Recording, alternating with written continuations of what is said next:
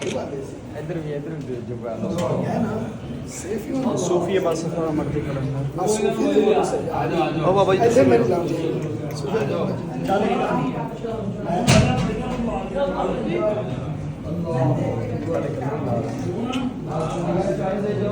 अजय भी रहता है कल्ले दी तो बनांदा तेरी तो बनांदा हाँ जी वो भी मैं क्या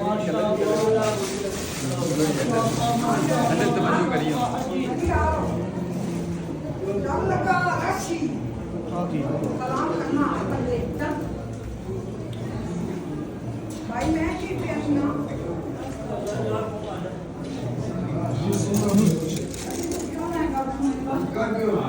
मैं अगर मालिक के दिन दिन मनी है सलाम